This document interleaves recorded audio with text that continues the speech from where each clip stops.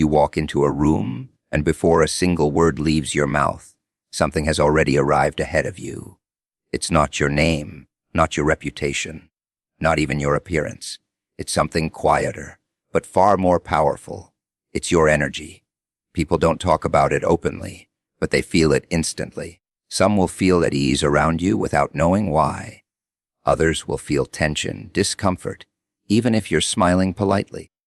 And you might think it's random, but it's not.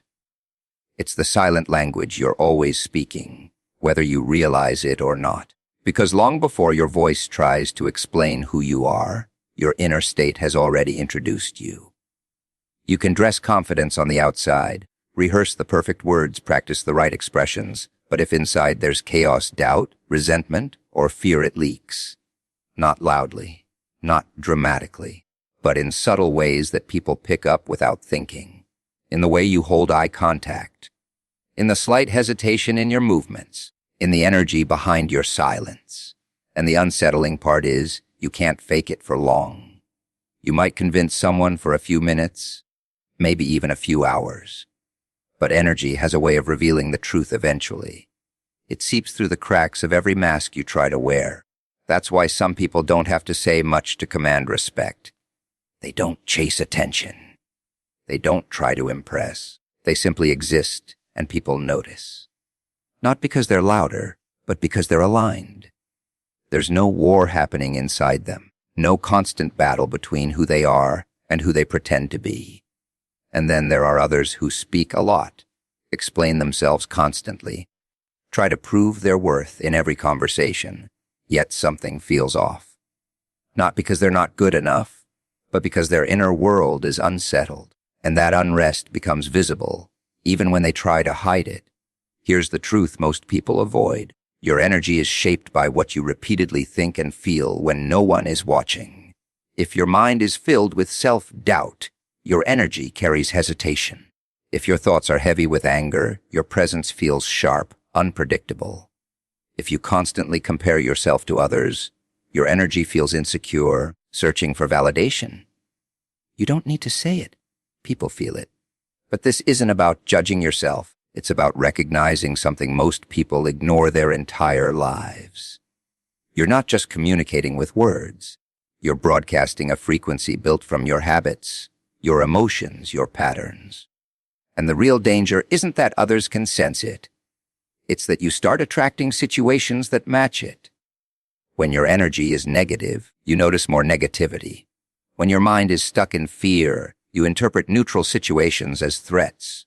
When you expect rejection, you unconsciously behave in ways that create it. It becomes a loop, a quiet, invisible loop. And the longer it continues, the more real it feels. But here's where it gets interesting.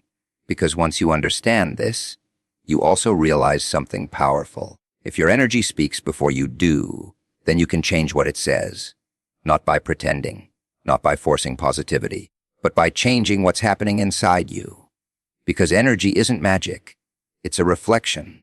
When you start observing your thoughts instead of blindly believing them, something shifts. That constant noise in your head loses a bit of its control. You begin to notice patterns you never questioned before. The unnecessary worry, the automatic negativity, the stories you tell yourself that aren't even true, but feel real because you've repeated them so many times. And once you see them, you have a choice. You can keep feeding them, or you can interrupt them. It won't be easy at first. Your mind will resist. It's comfortable in its patterns, even the painful ones. But every time you pause before reacting, every time you choose not to engage with a negative thought, every time you shift your focus toward something constructive, you weaken that old energy, and slowly something new begins to form. You start to feel more stable, less reactive, more aware, and without trying too hard, your presence changes. People may not be able to explain it, but they'll notice. You're calmer in situations that used to shake you. You don't rush to prove yourself anymore. You listen more, react less, and suddenly, your silence carries more weight than your words ever did. That's the shift. That's what happens when your inner world stops working against you.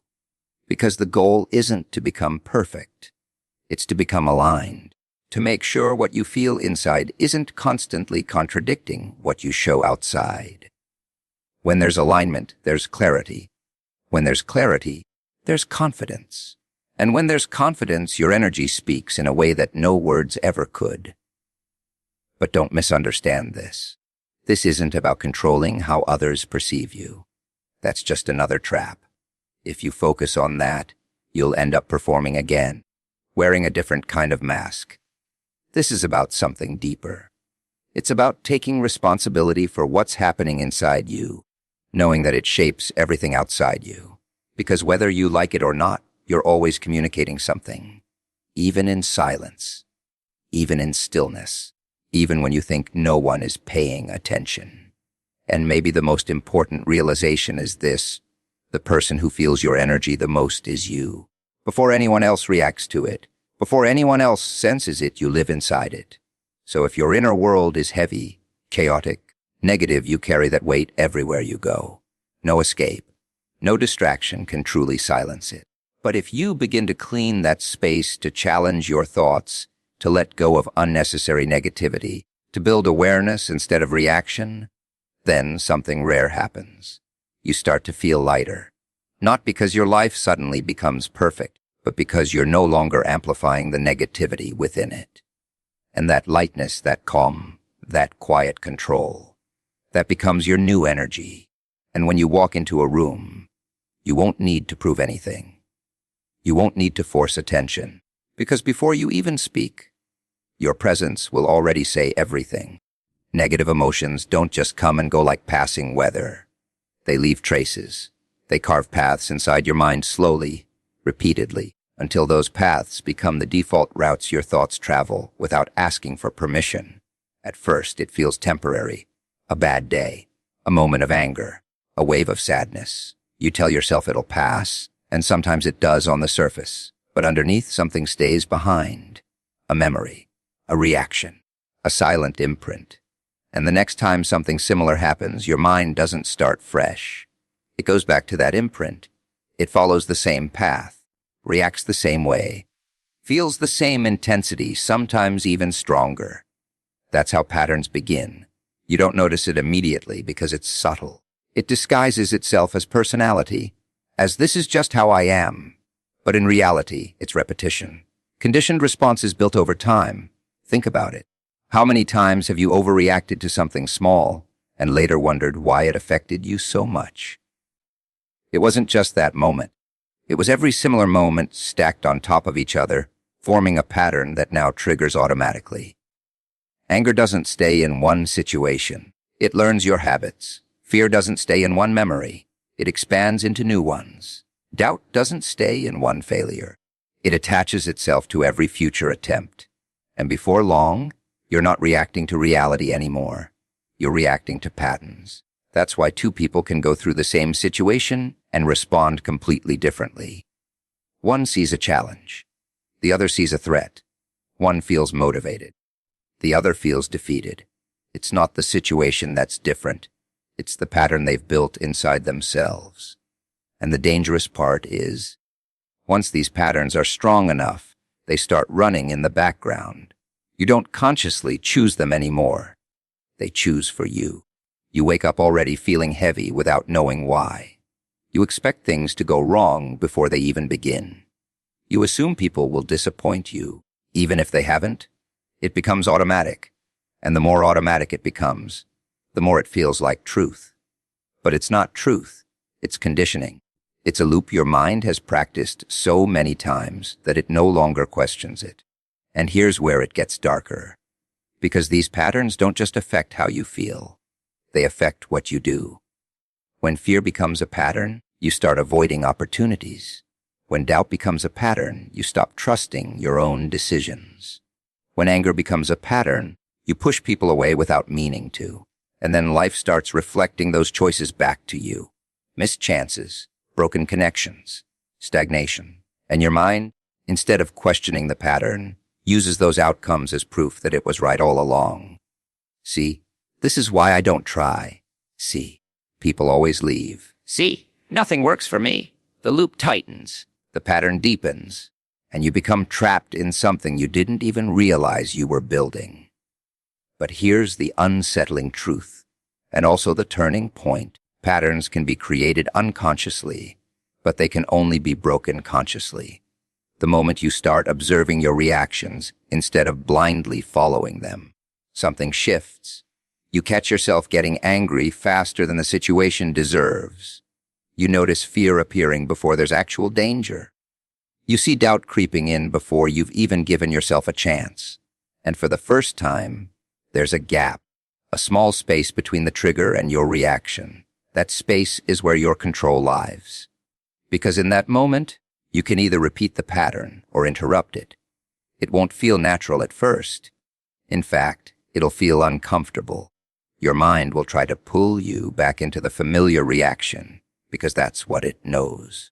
But every time you choose differently, even slightly differently, you weaken the pattern. Not instantly, not dramatically, but consistently. Instead of reacting with anger, you pause. Instead of feeding fear, you question it. Instead of accepting doubt, you challenge it. And slowly, those old paths in your mind begin to fade. New ones start forming. Paths built on awareness instead of impulse, on intention instead of habit. And over time, your reactions change. Situations that once triggered you deeply lose their power. Thoughts that once controlled you become easier to ignore. Emotions that once felt overwhelming become manageable. Not because life became easier, but because you stopped reinforcing the patterns that made it harder. And here's something most people don't realize: positive change isn't about eliminating negative emotions completely. That's impossible. You're human. You'll feel anger, fear, sadness again. The difference is they won't control you the same way. They won't create patterns that trap you. They'll pass through instead of taking root. Because now you're aware, and awareness breaks repetition. So the real question isn't whether you feel negative emotions. The real question is, are you letting them write your patterns, or are you finally taking the pen back? Because every reaction you repeat becomes a path, and every path you strengthen becomes your future. Choose carefully. Silence is uncomfortable for a reason. It removes the distractions you hide behind. No conversations to fill the gaps, no noise to drown out your thoughts. No constant movement to keep you from noticing what's really going on inside. Just you and everything you've been avoiding. Most people don't fear silence because it's empty. They fear it because it's full. Full of unfinished thoughts. Full of suppressed emotions. Full of questions they don't want to answer. When everything around you quiets down, there's nowhere left to run. The same mind you distract all day suddenly becomes louder than ever. Thoughts you pushed aside come back, not politely, but insistently. Feelings you ignored start demanding attention. And that's when the truth begins to surface. Not the version you present to others, not the story you've carefully constructed to make things seem okay, but the raw, unfiltered reality of your inner world. You start noticing things you didn't want to admit. The resentment you've been carrying, the fear you keep disguising as being careful, the dissatisfaction you hide behind temporary pleasures. Silence doesn't create these things. It reveals them. It's like turning off the lights in a crowded room and suddenly hearing every whisper clearly. Nothing new appeared. You just removed the noise that was covering it. And that's why so many people avoid being alone with their thoughts. They reach for their phones the moment things get quiet. They play music, scroll endlessly, keep themselves busy from morning to night. Not because they're productive, but because they're escaping. Because deep down, they know that if they stop even for a moment, they'll have to face something real, something uncomfortable, something true. But here's the paradox. The very thing you avoid is the only thing that can set you free. Because as long as you keep running from your inner world, it continues to control you from the shadows. You react without understanding why. You feel overwhelmed without knowing the source. You repeat the same mistakes, thinking it's bad luck, when in reality, it's unexamined patterns. Silence brings those patterns into the light. It forces you to see clearly, and clarity, even when it's painful, is powerful. Because once you see the truth, You can't unsee it. You begin to recognize the difference between what you actually feel and what you pretend to feel. You notice the gap between the life you're living and the life you tell yourself you're okay with, and that gap becomes impossible to ignore. At first, it might feel overwhelming. You might sit in silence and feel a wave of negativity hit you all at once. Thoughts racing, emotions rising, a sense of restlessness that makes you want to escape immediately. That's normal. That's everything you've been suppressing, finally getting a chance to be heard. But if you stay, if you resist the urge to run, something interesting happens. The chaos begins to organize itself. Those overwhelming thoughts start forming patterns. You begin to understand where they're coming from, what triggers them, why they repeat. And instead of feeling like a victim of your mind, you start becoming an observer of it. That shift is everything. Because when you observe something, you create distance from it. And in that distance, you find control. You realize that not every thought deserves your attention. Not every emotion needs to be acted on. Some things just need to be acknowledged and allowed to pass. But you can only do that if you're willing to sit in silence long enough to recognize them. And here's the part most people miss. Silence isn't just about facing negativity. It also reveals strength you didn't know you had. Beneath the noise, beneath the fear, beneath the doubt, there's a quieter voice. One that doesn't shout, doesn't panic, doesn't rush. A voice that sees things clearly. A voice that knows what you need to do, even when it's difficult. But that voice is easy to ignore when your life is filled with constant distraction. Silence gives it space to speak. And when you start listening to it, truly listening, your decisions change. Your reactions change. Your direction changes. Not because someone told you what to do, but because you finally heard yourself. This doesn't mean you need to isolate yourself from the world or sit in complete stillness for hours every day. It means creating moments where you're not escaping. Moments where you're present with your own thoughts without immediately trying to fix, judge, or avoid them. It can be a few minutes, sitting alone, no phone, no noise. At first, it will feel uncomfortable, maybe even unsettling. But over time, it becomes something else. It becomes clarity. You start understanding your triggers before they take over. You notice negative patterns before they repeat. You become aware of emotions before they control your actions. And that awareness gives you a choice you didn't have before. To respond instead of react. To let go instead of hold on. To move forward instead of staying stuck. All because you were willing to sit in silence long enough to see the truth. And the truth isn't always gentle. Sometimes it shows you things you wish weren't there. Sometimes it forces you to admit things you've been denying for a long time. But it also shows you something else, that you're not as powerless as you thought. Because once the truth is revealed, change becomes possible.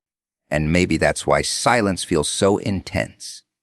Not because it's empty, but because it holds everything you need to understand yourself. So the next time things get quiet, don't rush to fill the space. Stay there. Listen.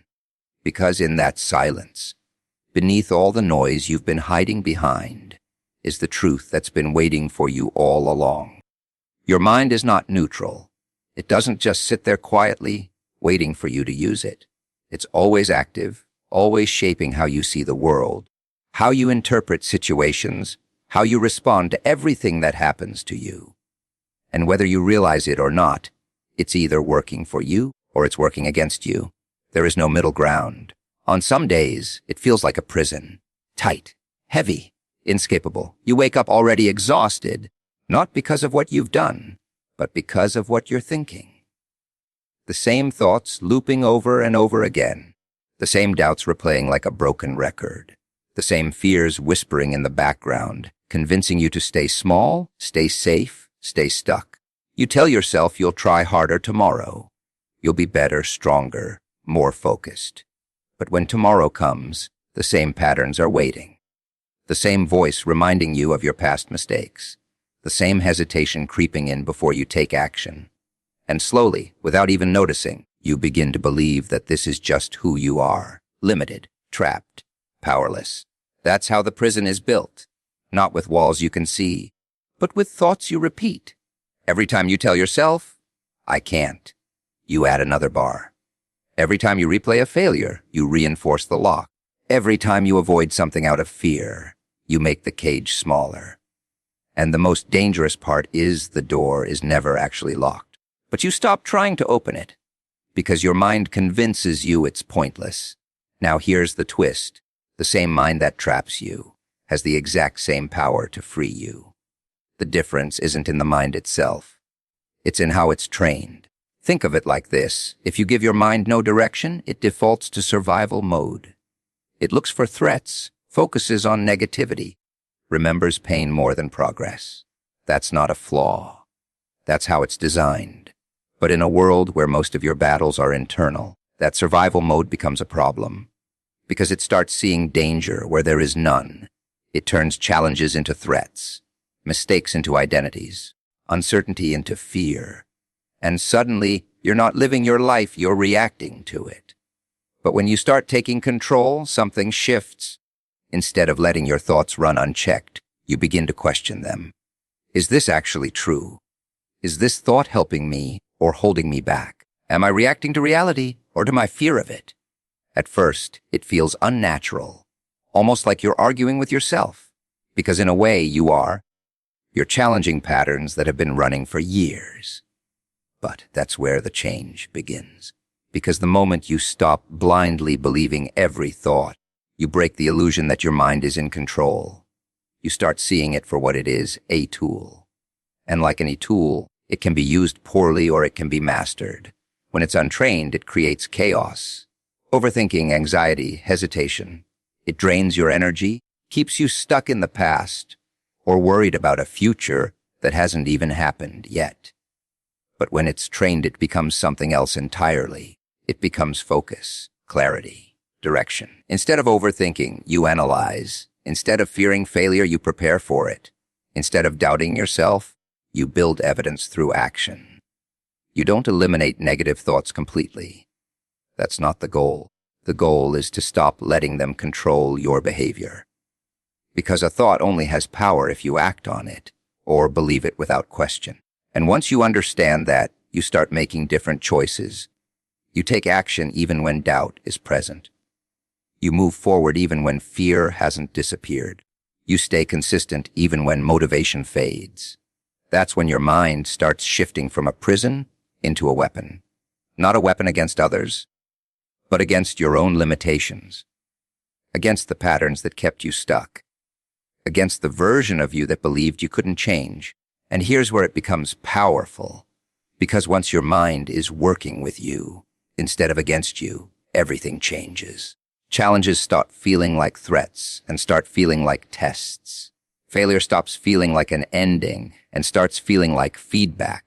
Uncertainty stops paralyzing you and starts pushing you to grow.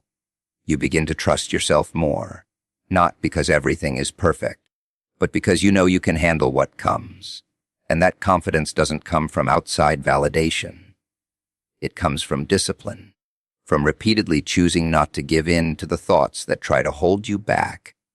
But don't misunderstand this. Training your mind isn't something you do once and then you're done. It's ongoing. Every day, your thoughts will try to pull you in different directions. Some days you'll handle it well. Other days you won't. That's part of the process. The goal isn't perfection. It's awareness and consistency. Because every time you catch yourself before falling into an old pattern, you strengthen control. Every time you choose action over hesitation, you build momentum. Every time you refuse to let a negative thought define you, you take another step out of that mental prison. And eventually, something changes. The same situations that used to overwhelm you don't hit as hard. The same thoughts that used to control you lose their intensity.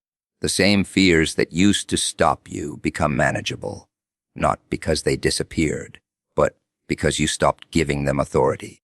And that's the moment you realize something most people never do. The mind was never your enemy. It was just untrained, and now it's yours to use. So the question is simple. Will you keep letting it build walls around you? Or will you finally learn how to use it to break them? Detachment is often misunderstood. People hear the word and immediately think it means becoming cold, distant, emotionless, like you have to stop caring to gain control. But that's not power. That's avoidance wearing a mask. Real detachment is something far more precise. It's not about feeling less. It's about being controlled less by what you feel. There's a difference. Right now, most people are tied to everything around them in ways they don't even notice. Their mood depends on how others treat them. Their confidence rises and falls based on validation. Their peace disappears the moment something doesn't go as planned. It's like being pulled by invisible strings. Someone ignores you, your mind starts racing. Something goes wrong, frustration takes over instantly. A small criticism, suddenly it feels personal, like an attack. You react before you even realize you're reacting. That's attachment. Attachment to outcomes. Attachment to opinions. Attachment to expectations that life was never obligated to meet. And the more attached you are, the easier it is for anything, literally anything, to disturb your inner state. That's why people feel exhausted without doing much physically. It's not the body that's tired. It's the constant emotional reaction to everything happening around them. Now, here's where detachment changes everything. Detachment doesn't mean you stop caring about people, goals, or life itself. It means you stop letting those things control your emotional stability. You can care without becoming consumed. You can want something without depending on it for your happiness. You can experience emotions without being ruled by them. That's power. Because the moment you stop reacting automatically, you create space. Space to think, space to choose. Space to respond instead of impulsively reacting. And in that space, you take control back. Think about how many decisions people regret, not because they didn't know better, but because they reacted emotionally in the moment. Anger spoke before logic. Fear stopped action before it even began. Ego pushed them to prove something that didn't matter. Detachment breaks that cycle. When something happens, instead of immediately getting pulled into it, you observe it, not passively, not weakly, but with awareness. You notice the emotion rising. You feel it, but you don't let it take over instantly. You don't let it dictate your next move. And that pause, even if it's just a few seconds, is where your power lies. Because most people don't have that pause. They're triggered, and they react. That's it. No gap, no control. Just patterns repeating over and over again. But when you develop detachment, that automatic chain breaks. Someone disrespects you. Instead of reacting instantly, you assess. Is it worth your energy? Is it worth your response? Or is it just noise? A situation doesn't go your way. Instead of frustration taking over, you adjust. What can you do now? What's still within your control? A thought enters your mind, negative, doubtful. Instead of believing it immediately, you question it. Is this fact or just a conditioned response? This doesn't make you weak. It makes you precise. Because now your actions are chosen, not triggered. And there's something else most people don't realize. Detachment protects your peace. When you're attached to everything, your peace is fragile. It depends on circumstances behaving the way you want.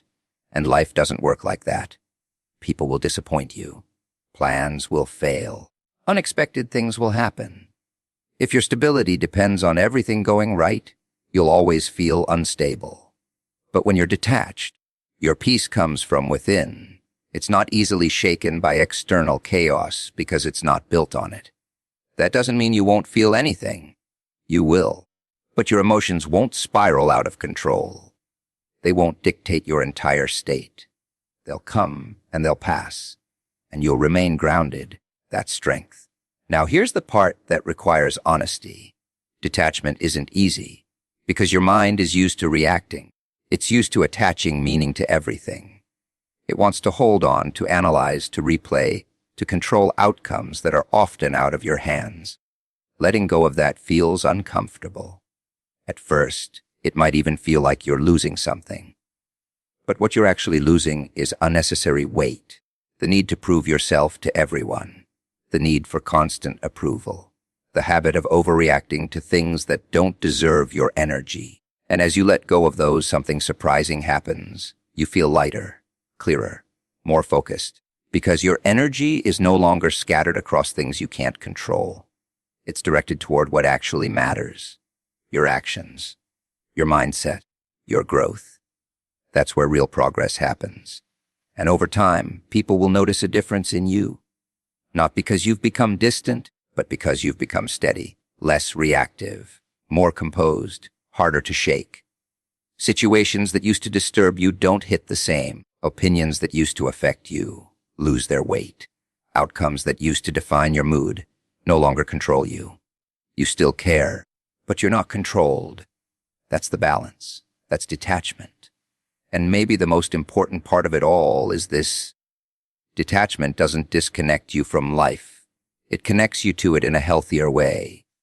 Because when you're not constantly reacting, you start experiencing things more clearly. You're not clouded by overthinking or overwhelmed by emotion. You see situations for what they are, not what your mind exaggerates them to be. And from that clarity, you make better decisions. You build stronger relationships. You move forward with less resistance. So the real question isn't whether you feel deeply. The real question is, are you in control of what you feel, or is it controlling you? Because once you learn to detach, not from life, but from the need to control everything in it, you don't lose anything important. You gain something most people spend their entire lives chasing: control over yourself. Change sounds exciting when you talk about it. New habits, a better mindset, a different life. But most people never actually transform, not because they lack motivation, but because they skip the one step that makes everything else possible. They try to change without seeing clearly. And when you don't see clearly, you don't change. You just repeat the same patterns in slightly different ways. That's where awareness comes in. Not the surface level kind where you say, "Yeah, I know I overthink," or "I know I get angry sometimes." That kind of awareness doesn't do much. It's passive. It doesn't interrupt anything. Real awareness is sharper. It's catching yourself in the exact moment something is happening. The exact moment your mood shifts. The exact moment a negative thought enters your mind. The exact moment you're about to react the same way you always do. That moment is everything. Because before that moment, you're on autopilot. Your reactions are pre-written by your past. Your habits take over without asking for your permission. You don't choose, you just follow. And that's why change feels so difficult. You're trying to fight patterns after they've already played out. But awareness pulls you out of that autopilot. It slows things down just enough for you to see what's actually happening inside you. You start noticing things you never paid attention to before. How quickly your mind jumps to worst-case scenarios. How easily you take things personally. How often you create problems in your head that don't even exist in reality. And at first, this can be uncomfortable, because now you can't pretend you don't see it. You can't blame everything on circumstances or other people as easily. You start realizing that a lot of what you feel is being generated internally. Not all of it, but enough to matter. And that realization can feel heavy. But it's also the beginning of control. Because once you see the pattern, you have something to work with. Before awareness, everything feels random. You don't know why you react the way you do. You don't know why certain situations affect you more than others. It all feels out of your control, but awareness brings structure to that chaos. You begin to recognize triggers, certain words, certain situations, certain types of people, even certain times of day. You start seeing connections. You notice that your frustration isn't just about what's happening now. It's linked to something deeper. Maybe a past experience. Maybe an expectation that wasn't met. Maybe a belief you've been carrying for years without questioning it. And once you see those connections, your reactions stop feeling like mysteries. They start making sense. And when something makes sense, it becomes easier to change. But here's where most people get it wrong. They think awareness alone is enough. It's not. Awareness is the starting point, not the finish line. It gives you the opportunity to choose differently, but it doesn't force you to. You can be fully aware that a thought is negative, and still follow it. You can notice you're about to react emotionally and still react the same way. That's where discipline comes in. But without awareness, discipline has nothing to act on. It's like trying to correct a mistake you can't see. So the process is simple, but not easy. First, you observe. You watch your thoughts without immediately believing them. You notice your emotions without instantly acting on them. You pay attention to your patterns instead of ignoring them. Then you pause, even for a second. That pause creates space between what you feel and what you do. And in that space, you choose. Maybe not perfectly, maybe not every time, but enough to start breaking the pattern. Instead of reacting with anger, you step back. Instead of feeding a negative thought, you question it. Instead of avoiding something out of fear, you move toward it anyway. Those small shifts matter more than dramatic changes. Because transformation isn't one big decision. It's a series of small, consistent choices made in moments most people overlook. And over time, those choices add up. Your reactions begin to change. Your thoughts lose some of their intensity. Your emotions become more manageable. Not because life suddenly becomes easier, but because you're no longer operating blindly. You're aware. And awareness changes how you experience everything. It changes how you see yourself. You stop labeling yourself based on your past behavior. Instead of saying, "This is just how I am," you start saying, "This is a pattern I've learned, and I can unlearn it." That shift alone is powerful, because it separates you from your habits. You're no longer defined by them. You're observing them.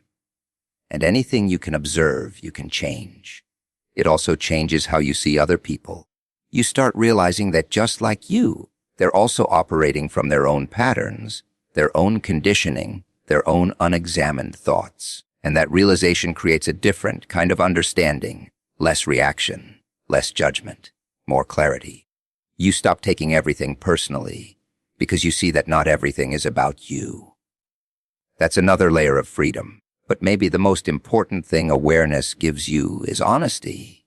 Not the kind you show the world, the kind you show yourself. You start admitting things you used to avoid, where you're holding yourself back, where you're making excuses, where you're choosing comfort over growth. And that honesty can be uncomfortable. But it's also what makes real change possible. Because you can't transform something you're not willing to see. So if you're looking for a turning point, it doesn't start with a big decision or a sudden burst of motivation.